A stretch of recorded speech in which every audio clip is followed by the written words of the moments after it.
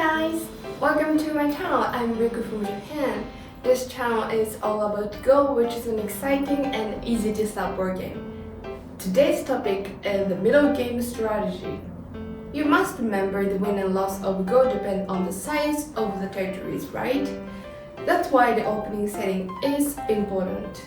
So today, I'll explain how to shape the opening setting into territories. Let's begin! Firstly, what is a middle game phase? Actually, there is no clear definition, but it usually refers to the stage after the end of Joseki. For example, this is the beginning of the middle game phase. So today, before explaining how to play in the middle game phase, let's review the principles for the opening setting.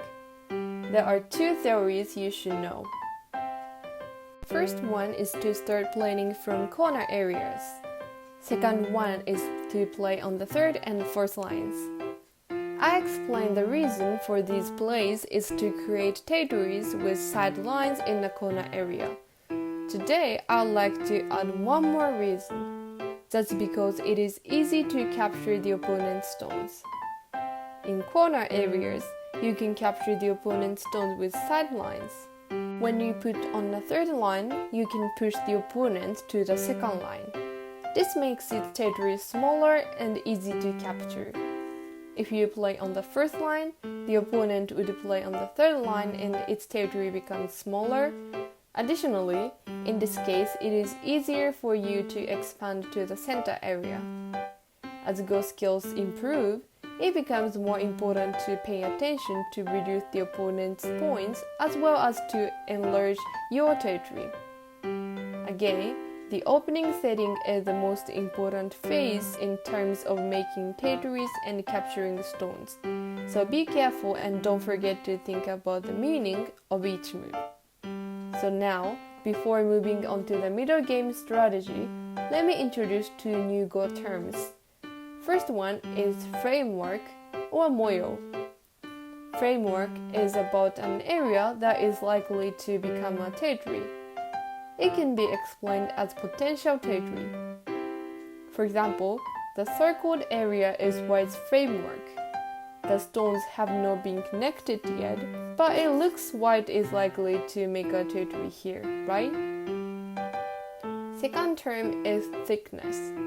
It is about the strength of a group of stones. When stones have large thickness, they are connected well and have high potential of making territory or being alive. In this situation, those white stones with a circle inside have a large thickness. Having large thickness is an advantage to make a territory because stones are connected well and it is unlikely to be captured by the opponent. To sum up, the framework is about space and the large thickness is like a wall. Now, let's finally talk about the strategy for the middle game phase. The most important thing in this phase is to play toward the center. Look at this example. Which do you think are advantageous? Black, which are playing only in corner areas, or white, expanding to the center area.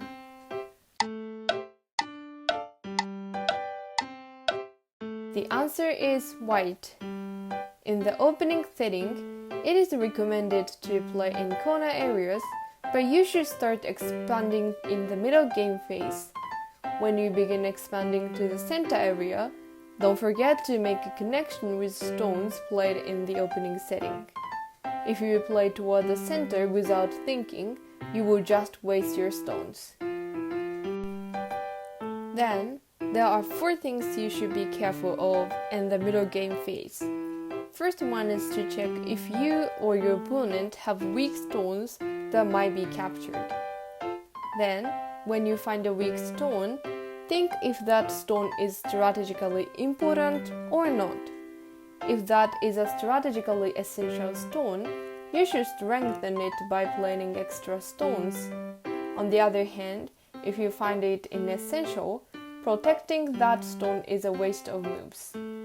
Those strategically unimportant stones are called disposal stones or junk stones. It is the same when you find the opponent's weak stones.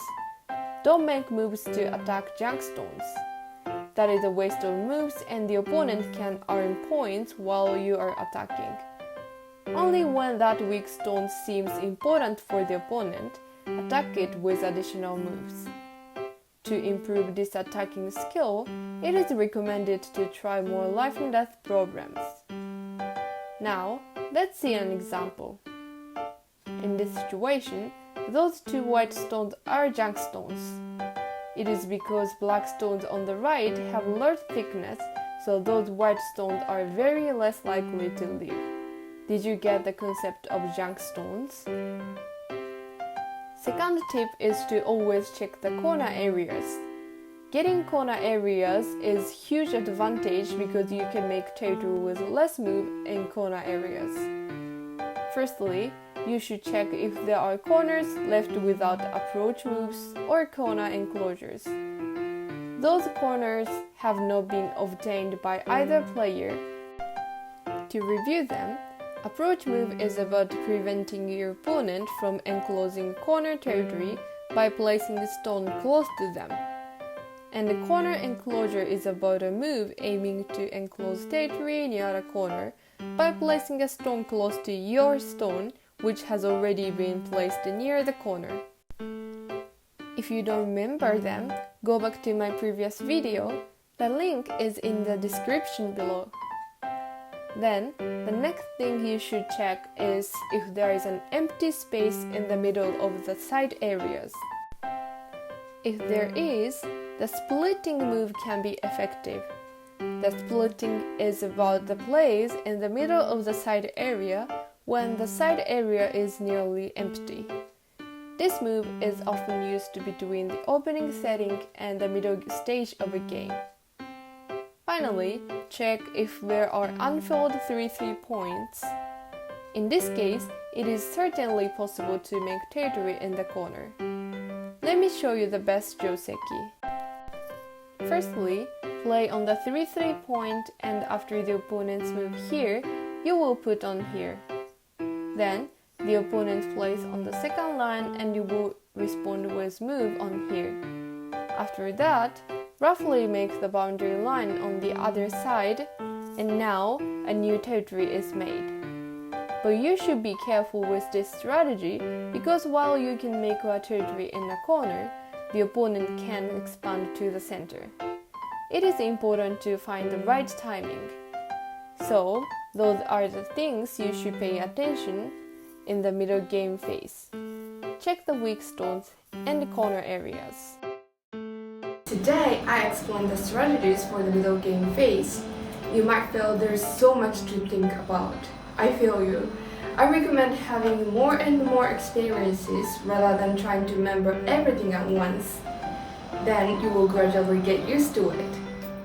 In the next video, I'll talk about the ending game strategies. We look forward to it. See you soon! Thank you so much for watching. If you enjoyed this video and want to hear from me again, don't forget to give me a big thumbs up and be sure to hit the subscribe button before you go. See you in my next video.